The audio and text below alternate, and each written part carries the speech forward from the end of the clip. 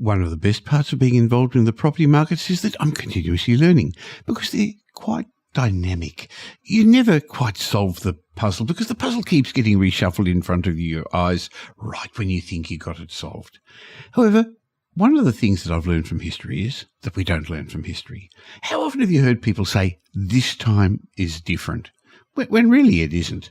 There are some things that just don't change. And in today's podcast, I chat with Brett Warren, National Director of Metropole, and we discuss some of the lessons that I have learned from history. And we talk about some of the things that don't change to help give you some clarity, help give you some direction in these, what I guess I would call interesting times in our property markets.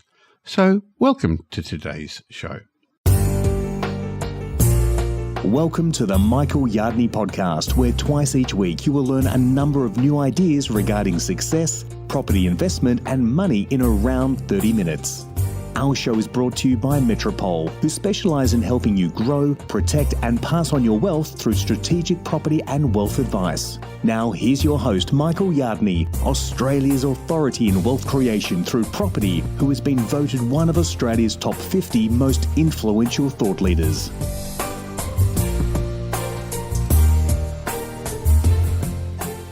Today I'd like to share a memory from when I was still a novice investor. One of my early mentors taught me the 4 most dangerous words a property investor could say, and they were, this time it's different. Now, unfortunately, I ignored this advice in my early years of investing, and I think that was to my detriment, as I found history does in fact repeat itself. But we're hearing people say that again now. This time is different. So today I'd like to have a chat about this concept with Brett Warren, National Director of Metropole, and a successful and knowledgeable property investor with a number of decades of experience under his belt. Hi, Brett. Hi, Michael. Good to be with you. And yeah, look, certainly an interesting time. You only have to turn on the TV and read the media, and it's all the pessimists are out in force again. But I guess, you just have to look back over the last 20 years on the internet and more recently on social media, and you'll always see there's been 2 extreme opinions about Australia's property markets, and one group is suggesting that markets are going to implode at each and every opportunity, and the other is the other way. They're looking for suggesting there's going to be consistent long-term growth continually in our property values. And look, in my view, they're probably both extreme views in both directions. So I guess, Michael, I think they'd probably both be wrong, but what are your thoughts?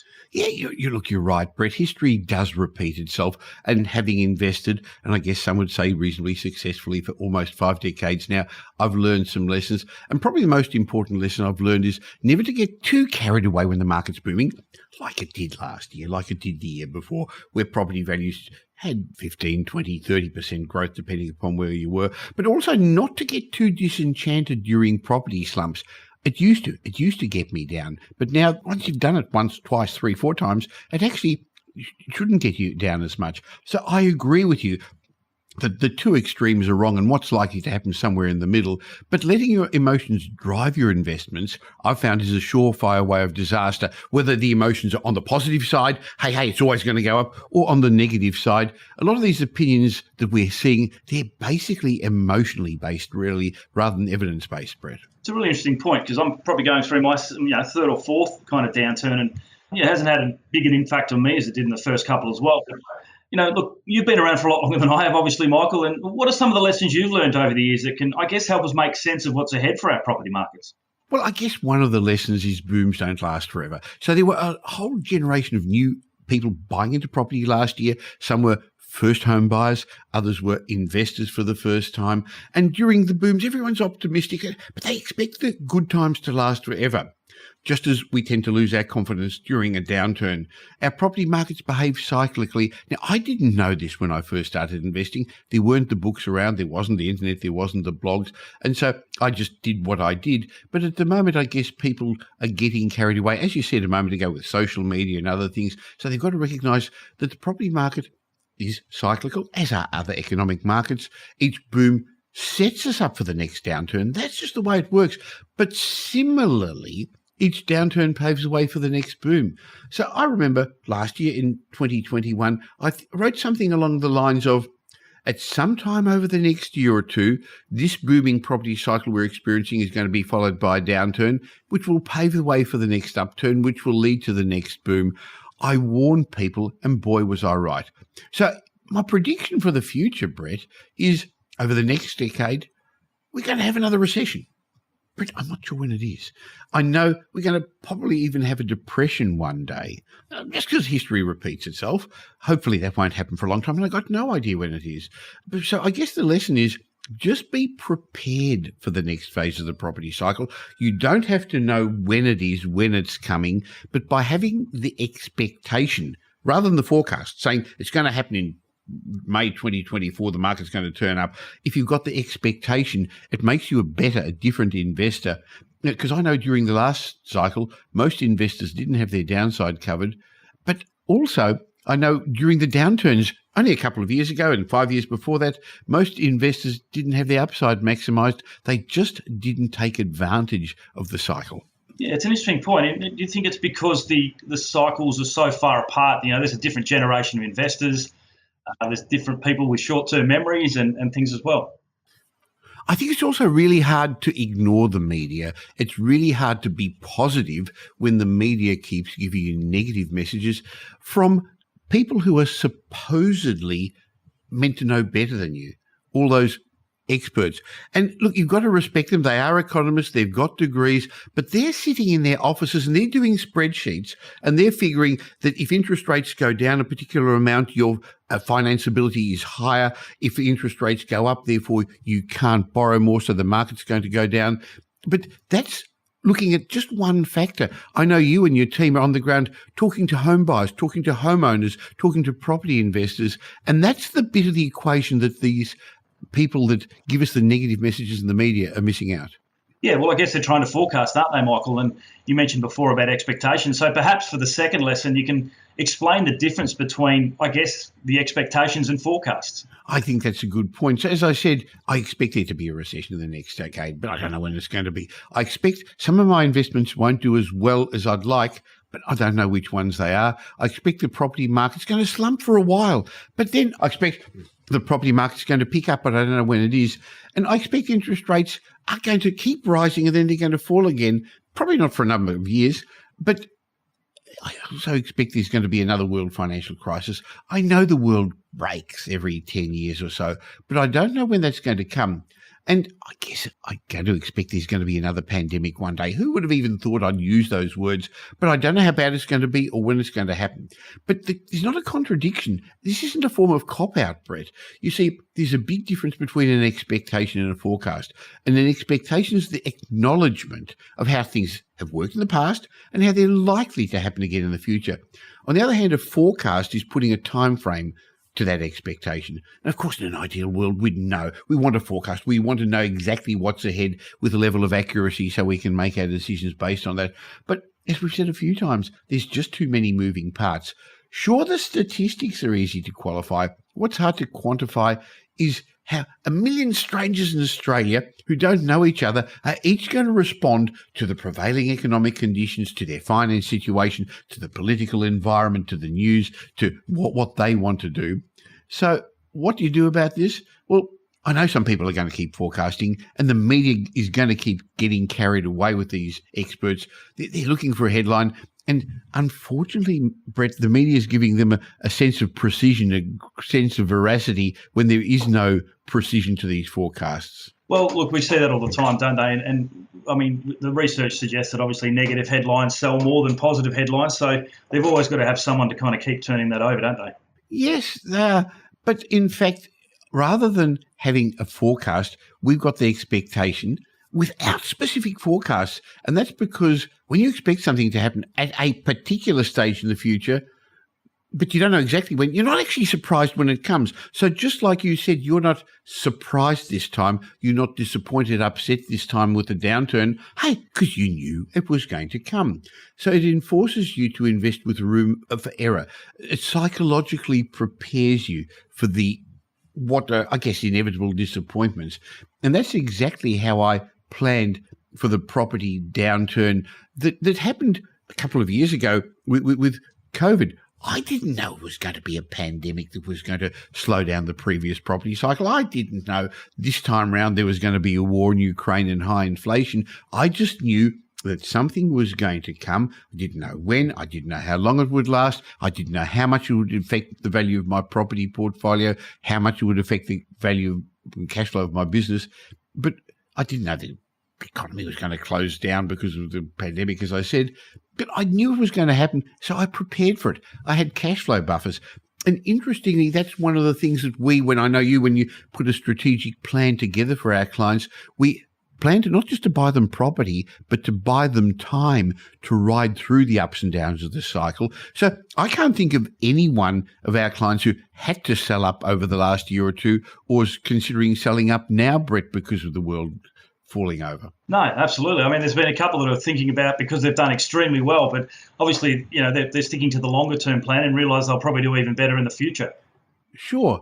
So, as I said, I knew a downturn was going to come, and by having the buffers, I was prepared. So that's a huge difference. I expect another property downturn sometime in the next decade. I expect the next downturn to come, but I'm not saying it's going to be the second half of 2025 or whatever. By not having an expectation of exactly when, in other words, not having a forecast, it makes a difference to how I invest. I just know that there are going to be the cycles, but I'm not surprised, and I'm prepared by owning the sort of properties that are going to remain strong and stable, by having cash flow buffers in place, by having my finance prepared, by strategically planning. And I know by doing that, our clients at Metropole have outperformed. And it doesn't really matter what's happening in the cycle. They make their decisions based on their own personal circumstances rather than looking for what works now. What's the right thing to do now is not the same as what's the right thing to do in the long term, Brett. Yeah, that's a great point. I think a lot of people want to focus on a forecast, don't they? Because they want a level of certainty. But I think if they can understand and expect, as you said, what's going to happen. I always say to my clients, they always asking me what's going to happen in the next 2 or 3 years. And I always give them the advice that I probably know what's going to happen in the next 10 years, but I can't tell you what's going to happen in the next 2 or 3 years. So having those expectations, treating your property portfolio like a business is really important as well, isn't it? To check in every 12 months, to top up your buffers, understand where you are, because the ups and downs will come. They very much will. So that's really interesting because I know you as my business partner and looking after a whole lot of property strategists and buyers agents around Australia. You still see clients and they're wanting to see if we can outperform. So I know people are often going to say to you, well, Brett, how are you going to make my portfolio outperform? How are you going to do well in the next year or two? What can you guarantee me? What's going to happen? And I think that's the wrong question. The right question is, how is my portfolio going to outperform in the long term? So we're not looking for the next hotspot. Sure, we want short-term growth, but much, much more important is the long-term growth, because we've seen how those short-term hotspots eventually become not spots, while the long-term fundamentals, they take a long time to change, and that's what's going to drive the growth of people's portfolios, Brett. Yeah, I think you're right. Look, I'd prefer to have a moderate discussion in the short term, but a great discussion in the long term, rather than getting it right in the first 2 or 3 years and nothing happening in the next 10 to 15. I think it's a vastly different conversation. Very much so. Having said that, boy, did all our clients and us personally do really, really well last year, because anyone could and anyone did. But I think that gives people a false sense of security. And there's been a whole swag of, now people are going to say I'm biased, and I'm old-fashioned, but there was a whole swag of new so-called experts, people without perspective who've come in helping property investors, a whole range of new buyers agents who were a year or two ago teachers in the army, in the mining industry, people who are enthusiastic amateurs and don't have the perspective. So I think one of the things that probably isn't as clearly seen, one of the benefits that you bring to our client, because you started off as a client years and years and years ago, and then you became a buyer's agent, so you worked on the ground, and then you became a property strategist, and then you became a director of the business. That brings a level of perspective that gives safety, that gives long-term views, and that's just something that others won't be able to do for a decade or two. 100%. Look, and we can use a sporting analogy here, because sometimes people say the best form of offense is actually defense. And I think last year, offense all the way, but now we're in a position where the market is uncertain. You've got to start from a position of defense to be able to move forward. So I think that's a really good point. Sure. What's next, Michael? Lesson 3. Well, another lesson I guess I've learned, because we're talking about the 4 most dangerous words, that this time is different. It's not different. The doomsayers are there. And as long as I've been investing, I remember hearing people give excuses why property values are going to plummet. However, during that time, well-located capital city properties have doubled in value every 10 years or so. Now, one of the benefits we have at Metropole, you and I are big picture people, but we have a lot of people doing homework, research, analysis, and our research department has gone back to 1980, early 1980s, when the most recent figures have been kept, as long as the Australian Bureau of Statistics figures have been kept. And it's shown that Melbourne in general, overall, there's not one Melbourne property market, increased in value on average just over 8% per annum. Sydney and Brisbane did just under 8%. For property values to double, they've got an increase in value by 7% per annum. Now, that's not every year. We know there's been long periods of time where Brisbane didn't grow at all, and then it had a big catch-up. There's been periods of time when Sydney property values dropped 10%, 2017, and then it picked up again. So I'm not suggesting the property values always go up. What I'm saying, though, is that you've got to play the long-term game. So therefore, it's not the short-term numbers that interest me. It's the long-term numbers that interest me.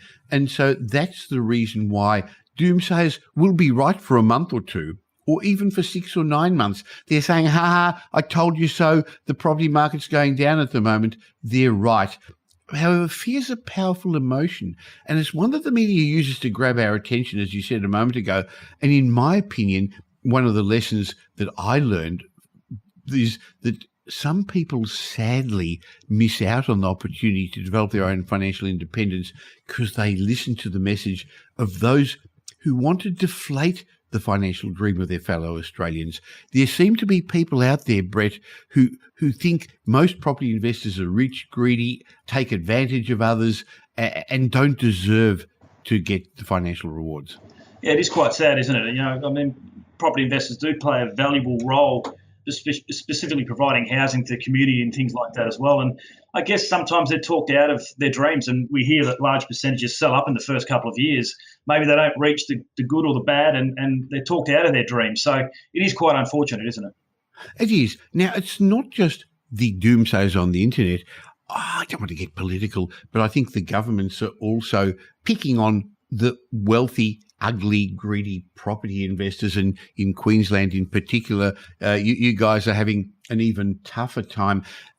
They don't remember that 90% of properties, in fact 92% of investment properties, are owned by ordinary mums and dads who only own 1 or 2 properties. So they're not ugly, rich, greedy moguls. What they are people trying to secure their financial independence. But recently, you've had the Queensland government propose a whole lot of residential tenancy changes. They're going to come in next year. That's going to make it harder for investors. But they've also taken that tax grab. Well, they haven't started yet with what some people would be calling double taxation for land tax, Brett. Yeah, it's incredible. Considering they're taking into consideration assets in the same name or entity in any other part of Australia will be calculated to the Queensland land tax. It's a blatant tax grab. It's quite unbelievable, really.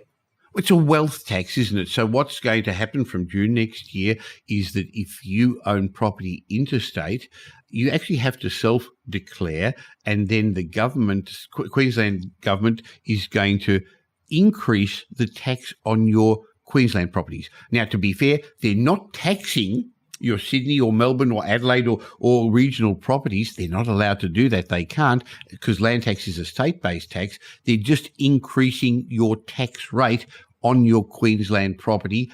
So they are within their rights to do that because they're allowed to charge whatever rate they like. But it means that you would be taxed differently because you've got properties around Australia to somebody who doesn't. Having said that, I also know that you've structured yourself correctly. So under current legislation, correctly, honestly, ethically, you're not going to be double taxed. So there are ways of protecting yourself, especially moving forward.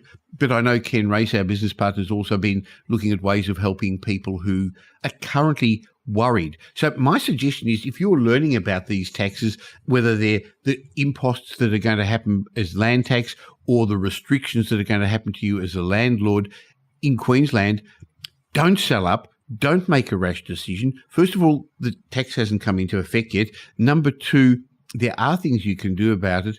It's a wealth tax, sure. So if you're wanting to understand, who better than speaking to Brett Warren about this? So go to metropole.com.au and I'll leave a link in the show notes. Brett, would you be happy to help people through? I bet you're having a few conversations about this at the moment. Oh, look, we certainly are. I'd be more than happy to. And look, Michael, I think, your average accountant in Sydney or, Northern Territory or anywhere else may not be able to grasp this fully. So I think having a level of advice from someone who knows the basics like myself, but then being able to raise it to a higher level to minimise and do it all legally and professionally, I think is invaluable if you're serious about building wealth. Yeah, so we started talking about doomsayers, but we're also now talking about other people who are picking on property investors. And I'm looking at you, Mr. Government politicians, who are pulling out the welcome mat from foreign investors. And foreign investors have got a role. Sure, they were buying dud properties and bad properties and the high-rise properties. Wasn't their fault. They were misinformed and by marketers. But they did supply a lot of accommodation that's being lived in by Australians, by Aussies, because the foreigners aren't even allowed to, they don't live here at the time. And then the local government's going to make it hard to get your tenant out of a lease or to choose whether the tenant can do up your property or put pets in. I know you and I are both pet-friendly landlords. So Leanne Jobson who runs our property management divisions, is continuously pulling ahead, trying to keep up to date with all these legislations. So it's also important to have a property manager on your side who understands all these changes. Yeah, there's so much going on, isn't there? It's a moving minefield. Is that the right word? Is even a moving minefield? I guess it is, because the minute you think you're safe, something gets put in front of you again. It does. And I guess that's the importance of having a team around you. I know a lot of people try and manage their own properties. I couldn't think of anything worse, to be honest, Michael, trying to keep up with all that legislation that changes every 5 minutes. Well, they try to save a couple of dollars and they want to do their own repairs as well. I agree with you. I can think of much better things to do. That goes back to what you said a moment ago. Treat your property investment as a business, and your job in the business is to run the business, not to change washers. So, Michael, we're talking about the four most dangerous words being this time is different. Any other lessons? Well, I guess one of the other lessons I learned, because this time isn't different, is that strategic investors follow a system, and the system actually takes the emotion out of their decisions, because as we've said a couple of times, it is actually emotions that are driving our property markets, and the emotions include fear and greed. So a year or two ago, it was fear of missing out. Now, I guess it's a different fear of buying early, fear of being involved. But if you have a system, it may be boring, but it's profitable. And I know that's why you always start, all our property strategists at Metropole, by putting a strategic property plan into place. And these are very detailed. So it's actually a document that tells people what's possible, what's viable, what they can do. And there's lots of subcomponents to the plan. We can talk about that in a sec. But to be honest, anyone could make money during the last year or two during the property boom, but not everybody's going to make money moving forward. But those with the system, they didn't find themselves in financial trouble when the market turned. Warren Buffett said you only find out who's swimming naked when the tide goes out. In other words, if you aren't following a system, one that works in all market conditions, you're likely to be caught with your pants down when the market changes, as some people are now. They didn't get their finances right. They bought secondary properties. They took shortcuts last year. And they didn't buy what we'd call A-grade properties or investment-grade properties. And on that basis now, some are going to find themselves in a little bit of trouble. So if you're looking for consistent profits and reduced risk, my idea is to follow a system. It makes your investing boring, Brett, but it makes the rest of your life exciting. Well, I'd raise that a bit higher too, Michael. I'd follow a known, proven and trusted system. I know it sounds a bit cliched, but there's no doubt been a number of strategies that have been developed over the last 12 months, but you need to have a system that's, proven over decades and ironed out all the mistakes. You don't want to be the mistake making for someone that is trialing a system or something like that as well. So it is a system, but you want to make sure you've got a proven system that actually works.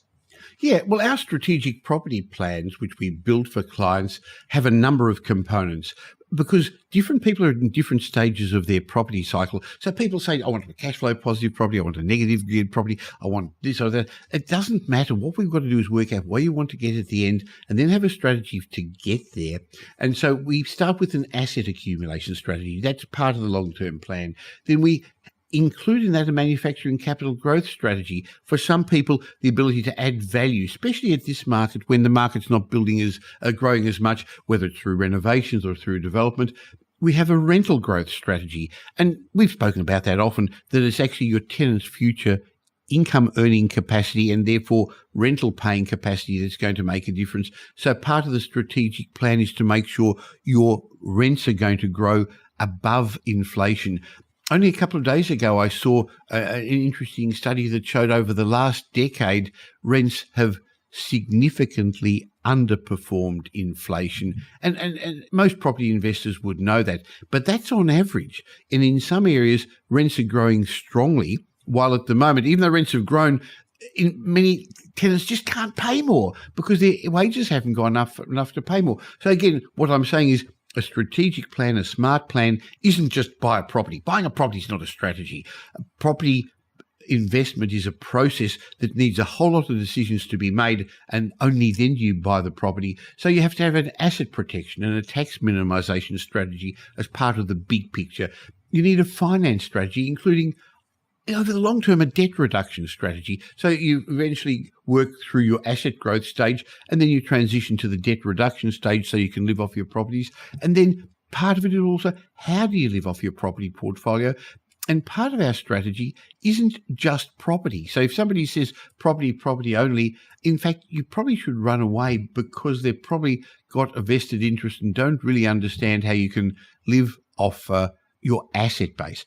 Grow your asset base first. When you've got a good asset base, you can buy as much cash flow as you want. So the lesson really was, as you say, follow a system, but one that's actually stood the test of time. Yeah, good point. And you mentioned the word cash flow there, Michael, and people focusing on cash flow. What lessons can you learn? But I mean, you look at the internet in the last 6 months and Facebook, there's always those get-rich-quick schemes that are popping up and, how you can make fast money. What's the lesson you learn out of those? Well, they've been around for a long time. So I think we've got to remember a good lesson is that getting rich quick is usually ending up getting poor quick for you, but probably not for the person who's selling you their course, their seminar, their webinar. So real estate really is a long-term proposition. And I understand why people want fast money. And we've met those before. They're looking for that one deal that's going to make them fabulously rich. I think part of it also, Brett, is some people feel they've missed out the last couple of years. They didn't get into the market when you and I were talking on this podcast regularly and saying, hey, in early 2020, in 2019, get into the market when everyone else was worrying. And so they're wanting to catch up. It doesn't work that way, does it? Their stories of these get-rich-quick people, they're compelling. At the moment, I'm seeing them. I'm getting them in my inbox. You probably are as well. You can bypass the banks, resist those, because they usually pander to your people's wish of giving up a day job to get into property full-time. Actually, we're seeing that with people who are being advertised to become buyer's agents at the moment, aren't they? It's okay. You can still keep your plumbing job half-time. You can actually keep your electrician's job and do this part-time. It doesn't work that way. No, part-time plumber, part-time buyer's agent doesn't seem to work, does it? Well, what experience have they got? So I guess the lesson you mentioned a moment ago about getting rich quick, avoid that. You're right. To me, patience is an investment virtue. And I think it was Warren Buffett who said, wealth is the transfer of money from the impatient to the patient. Yeah, I think that describes that perfectly. Any last lessons, Michael? Well, I guess we've got to remember it's about property. If you're in the business of property investment, even during the boom, many investors actually forgot the fundamentals of buying the best property they could afford in proven locations. As I said, the fear of missing out made them make secondary decisions, avoid some of the due diligence, buy in locations which today they wouldn't. They got sidetracked with the next hotspot. They got caught out because already some of those areas are suffering. It just is reminiscent of the mining boom, isn't it? Where people thought, boy, I'm smart. Yeah. I guess stick to the fundamentals, do it differently, make educated investment decisions based on research, based on evidence. buy the right sort of property below its intrinsic value, which means you don't overpay for new or off the plan in an area that's going to have above average long-term capital growth and one that's going to continue because of the demographics. And I know you and I emphasize a lot on the demographics of the location. So we talk a lot each month with Simon Kirstenmacher about the big picture demographics of Australia, but it's really important to understand the suburb demographics, isn't it? Well, absolutely. And we talk about following, you say the big gorillas, but following majority trends, don't we? We're not looking for a hotspot or a region where, 3% of the population might be moving or something like that. So I think there's safety in numbers, and that's something we really focus strongly on also. Oh, I think that's a good point. So, yes, there's no doubt that regional Australia did really well over the last couple of years. And there's no doubt that the better performing regional locations did better than the worst performing capital city locations. But that's because if you move 200 people into a regional area because they're trying to escape COVID and there's not that many properties around, there's not a lot of depth to that market, it'll push property values up and rents up because there just isn't the supply there. The problem is if you're talking about the long term, you're going to want your properties to outperform with capital growth, but you're also going to want tenants who can afford to and keep paying higher rents, as well as owner-occupiers who are going to buy similar properties around you, pushing up your values. And while some jobs are going to be created in the regional locations, you're not going to have those high-paying jobs, are you? No, definitely not. And once we get that right, Michael, there's also a bit of a trick to property that you don't have with any other asset as well. And what's that? The ability to manufacture growth. I think there's going to be little to no growth in the next 2 to 3 years, with the way the market's gone. So the ability to be able to, manufacture some growth yourself is going to be critical. I think that's a really good point. So if you buy shares, you can't go to Mr. Coles or Mr. Woolworths and say, hey, I think you should put Thabulon on the third shelf because it's going to sell better. But if you own a property, you actually can manufacture capital growth, and that's involved through renovations or development. And I know that we do that a lot for our clients. So buying the worst house in the best street and then adding value. And therefore, you've got to get the right locations, the gentrifying locations. So to do that in regional areas or areas where you can't add anywhere near as much value as you can in areas which are in places where the more wealthy gentrifying people are moving in. Of course, there's the big picture trends that are happening in your home market, Brisbane as well, the big trends with the Olympics coming up as well. That's building a lot of infrastructure. So that's supporting the ability to add value to your properties. Yeah, and we talked a little bit about the difference between regional markets and capitals. It's certainly a lack of supply as well, that drives up those prices. And you can probably keep building property for the next 10 years in some of those regional areas, on the outskirts especially, but not in those bigger capitals. And the Olympics is not a magic bullet. It's just not the Olympics, but the jobs that are being created, and they're tier 1 and tier 2 jobs. They're higher paid people. They can move into these locations and pay more for property and send their kids to the more affluent areas and schools. And that's what's going to drive the Brisbane market for the next decade. Well, we've said a while ago that the various markets are at different stages of their cycle. And Brisbane, let's be blunt, did underperform Sydney and Melbourne for a long time. But with wages in Brisbane, as you're saying, being much the same as Melbourne and Sydney, but good properties being more affordable, there's still lots more upside in Brisbane. Yeah, it's slowed down at the moment.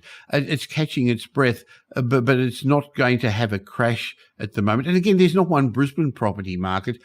I think one of the challenges I'm seeing, one of the mistakes I'm seeing people make is interstate people now wanting to buy in Brisbane because they see Melbourne and Sydney's prices dropping, but not understanding that the Brisbane market is very different and how you buy a property in Brisbane is different, and even where you'd want to buy a property in Brisbane is different. Yeah, look, it certainly doesn't have the urban sprawl. I know there's a lot of people who get caught out by that, thinking they can buy 15, 20 odd kilometres away, and it just doesn't have the demand. It's not as a mature market as Melbourne or Sydney where you can get away with that. So look, it will happen eventually, Michael, but I think there's better opportunities in and around that inner to middle ring that, are going to outperform far beyond what's going to happen eventually out in those other areas. Even the process of buying properties in Brisbane is different because the contract system is different. In Melbourne, we get a vendor statement and all the due diligence, the information up front. In Brisbane, you don't get to do that until afterwards. But if you don't have the right clauses in your contract, if you don't know what you're looking for, you can get caught out. Yeah, you can. Look, it is a bit more of a buyer-friendly market because you can make purchases subject to finance and building and pest and things like that as well. But you've got to make that time and spend that time wisely getting all the research and due diligence to back up the purchase. Of course, there's lots of areas of Brisbane we'd avoid, and it's not just the flood areas, even though that's one of the things that are easily seen on the maps, but there's more than just flooding that you tend to avoid, Brett. Yeah, the flooding's quite easy to predict. There's also overland flow, which is a little bit harder. And within the inner to middle ring suburbs, most suburbs have an element of zoning and where you can actually, put some medium density in there. So you don't want to wake up one day and have apartments or townhouses, in huge quantities behind you. So we've kind of got to get that right as well and just get into the quiet tree-lined streets and areas with parks and reserves and things as well. The topography of Brisbane is very different also. It's very hilly, so you've got to be careful what you can build, what you can't build in the future and what's going on. And I think it's interesting. I've seen people say, oh, that's ugly. I don't like the way they build houses in Queensland. You shouldn't buy things how you want to live or where you want to live. In fact, if you put that in Melbourne or Sydney, it would be out of place. But if you moved a Melbourne villa unit into Brisbane, no one would want to live there either. So you shouldn't go in with preconceived ideas. Well, as we said, I mean, if someone said that to me, I'd probably say that's a good point or a good thing because we can change what the property looks like, but we can't change the location. So we just have to get that location right. We can knock the house over, we can make it look a bit prettier, we can give it a paint job, but we just can't get that location wrong. So that's 100% right. So we started off this conversation about half an hour ago, Brett, saying that this time isn't different. And the answer is it isn't different. I see it's now a window of opportunity, not dissimilar to what we saw at the beginning of 2020, not dissimilar to what we saw in late 2018, early 2019 when the market dropped as well, when we took a long-term perspective and said, while everyone else is sitting by the sidelines, if your finance is ready, if you've got a job, if you've got cash flow, then it's a good time to take a long-term view and buy a property. Because I see moving forward, eventually inflation is going to come under control. It's starting to slow down overseas. And when people realize, hey, it's as bad as it's going to get, eventually interest rates are going to reach their peak and then they're going to start to probably end of 2023 come down again. But beforehand, when people realize, hey, that's all there is, people are going to now move on with their lives because at the moment there's pent-up demand. People are not making decisions. And so if you can make a decision while others aren't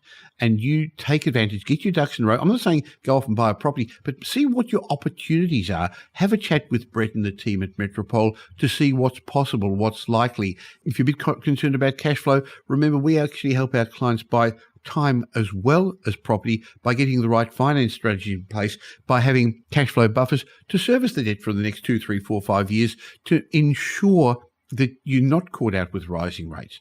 Now, you may not even know what I'm talking about when I say that. That's why that's part of the strategic property plan. But where I was starting, Brett, and got sidetracked was the fact that this is the history repeating itself, a window of opportunity that when people look back, they're going to say, hey, I'm glad I actually took advantage of that. So if you would like to have a chat with Brett or one of the others, property strategists at Metropole, go to metropole.com.au. We don't sell property, but we have a range of services, strategic property advice, buyer's agency, home buying. If you're interested in buying a home, not just an investment, or selling your home, our vendor advocacy services, renovations, development, wealth advisory, and Mark Creedon and his team at Business Accelerator Mastermind. Find out about what we do, and we'd love to be part of your wealth creation journey, wouldn't we, Brett? Yeah, absolutely. And look, we're certainly seeing some great opportunities at the moment, Michael. Like you said, there is a window. We're probably buying a little bit better than we did 12 months ago, and I think we'll be buying a lot better now than we will in 12 months' time when people realise that, as you said, the world's not going to end.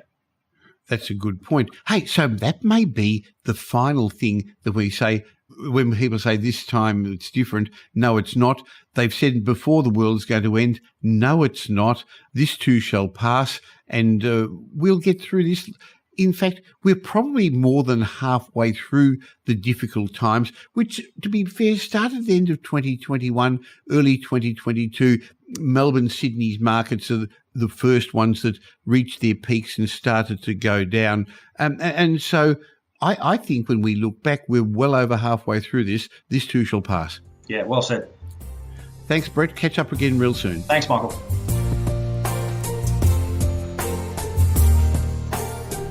I hope you enjoyed my chat with Brett, and in a moment I'm going to share with you my regular popular mindset moment. Now, why I call them popular is because I get some great reviews on them. I don't always read out reviews, but I want to read out 2 quick reviews I recently received.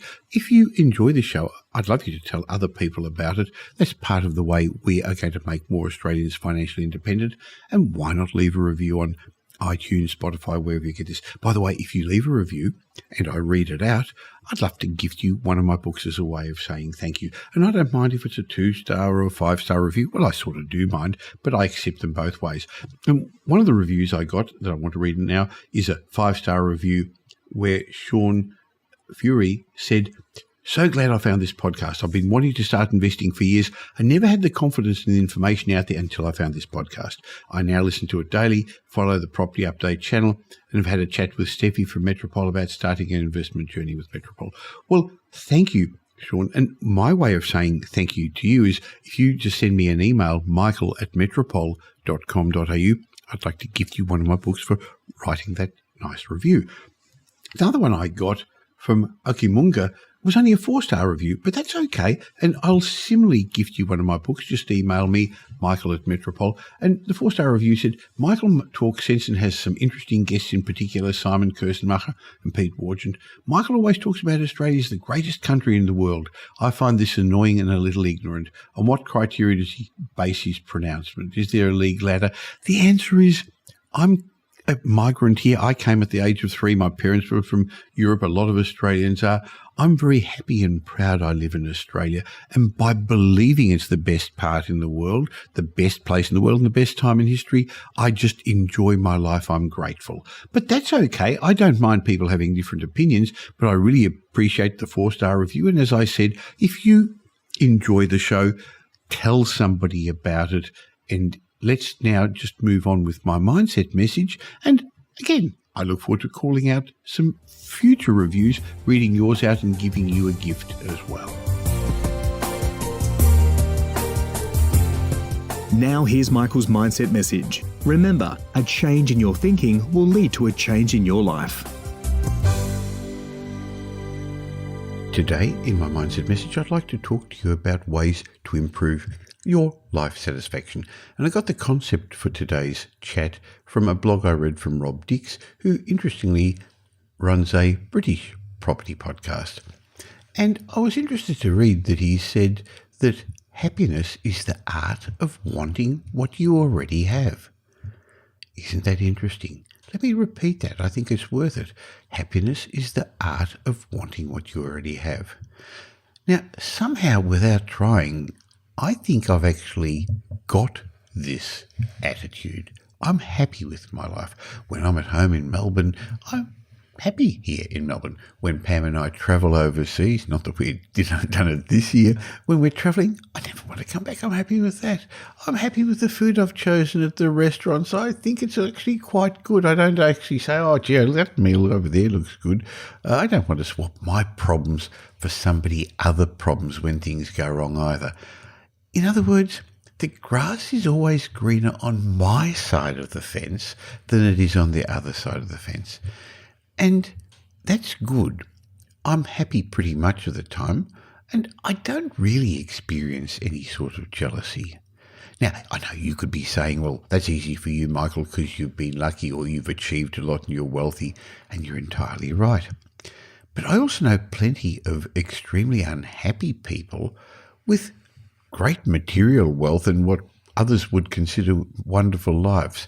So I believe this wanting what you have attitude can be practiced whatever your current situation. So how do you do this? Well, I think the first thing you should do is practice noticing what's great about what you've got. You see, our mind has evolved to notice what's not good about our current situation, and that's on purpose to help us strive to improve. I think about it, if our ancestors sat around being thrilled that they had one bucket of grain to last them through the whole winter, none of us would be here today. So we unconsciously go through our day noticing that our house is too small, our children are being difficult, our job is dreary, So to counter this, my suggestion is to develop the habit of noticing what's great about what you've got. Your house is situated in a great suburb. Your kids are spirited. They're inquisitive. Your job has got great potential, and you've got the ability to then go home after your job and enjoy your life. So at the start, this is something you've sort of got to consciously force yourself to do. And I learned this technique many, many years ago. So every morning when I get up, I think of a list of things that I'm grateful for. I do that every day. And it's usually about 5 things. And it's got to be different from the day before. Otherwise, you sort of cheat, don't you? Over time, though, this becomes a habit, crowding out the habit of noticing what you're not happy with. The second way to be more happy with what you've got in your life at the moment is to speculate about what's bad in somebody else's situation. Now, again, a natural instinct, and that's particularly more obvious today in the days of social media, is to look at somebody else's possessions or situations or jobs and want that for ourselves. It's difficult to want what we have, to be happy with what we've got when we're busy wanting what somebody else has got. So I'm going to suggest you try the habit of reverse jealousy. Go out of your way to point out what might not be so good about somebody else's situation. Wow, the logistics of staffing that business with 60, 80 employees and all the hassles that come with that must be a nightmare. Oh, look, that kid, he may be really good at sport, but he actually doesn't have much of a social life because every weekend he's got to be training. Oh, he must be constantly worried about his beautiful new Lamborghini car that people are going to scratch it if he takes it out in public.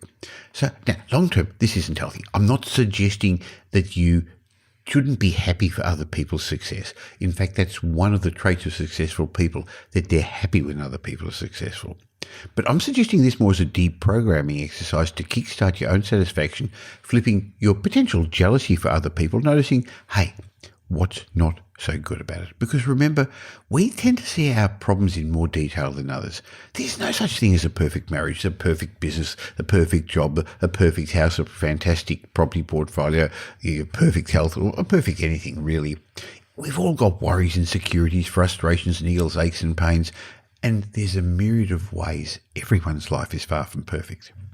It's just when you've got a front row seat for these imperfections in your own life, and you only see others fleetingly or from a distance, this magnifies what you see as your own problems. And of course, as I said a moment ago, social media, where people go out of their way to present a very filtered, staged, managed image of what their perfect life is, that makes it hard for us to compare what's going on with our life. So it's important to remind yourself of this frequently until you internalise it, that, hey, that's not the real world. Reality TV isn't real either. Otherwise, you can never be happy with what you've got because you're never going to live up to that illusionary perception of what other people have got. Now, another thing you should do is balance happiness with the drive to improve and progress. Like I said, persistent dissatisfaction is a powerful motivator. So if you become too satisfied with your lot in life, it may end up losing your drive. So I suggest you really got to balance the two. When it comes to your possessions and your family and your standing in life, you should want what you have, making sure you keep harmful envy at bay and appreciate the small moments that you have each day. And a lot of us who've had to stay home, be more locked up through COVID, have suddenly learned to appreciate different things, haven't they? But it's also okay to be dissatisfied with your professional progress or your sporting prowess or your ability to understand a particular problem or subject or your station in life. You want to get better and you want to not compare with other people, but you want to do better for yourself. So as long as it doesn't become an obsession and sits within the framework of your overall life happiness, wanting more than you've currently got is actually a good, useful, powerful motivator. Thanks for spending the last 40 or so minutes with Brett and me. I hope you got some benefit from this. And as I said a bit earlier on, if you know somebody else who'd get some benefit, it'd be fantastic if you could tell them about the Michael Yardney podcast as well. I'll be back again real soon, but you can follow me on social media. Just look for Michael Yardney or go to our private Facebook group where every day I leave some information for you. Look at Facebook for the Property Update Facebook group. I'll be back again real soon. In the meantime, have a great week. Make it a great week. Thanks for listening to this episode of the Michael Yardney podcast, which was brought to you by Metropole, who help their clients grow, protect, and pass on their wealth through strategic property and wealth advice. If you like what you heard and don't already subscribe, you'll find us on iTunes or on your favourite Android app as the Michael Yardney podcast. Watch out for our next show, which comes to you twice a week, and you'll learn some new ideas about property investment, success, and money in around 30 minutes. To get more of Michael's thoughts, go across to www.propertyupdate.com.au and sign up for his daily morning briefing, and you'll hear from not only Michael but a group of leading property success and money experts. And just a reminder that the information you heard in this show today is general educational advice and not specific investment advice, as we don't know your personal circumstances. If you're looking for specific advice, why not ask the team at Metropole to help you?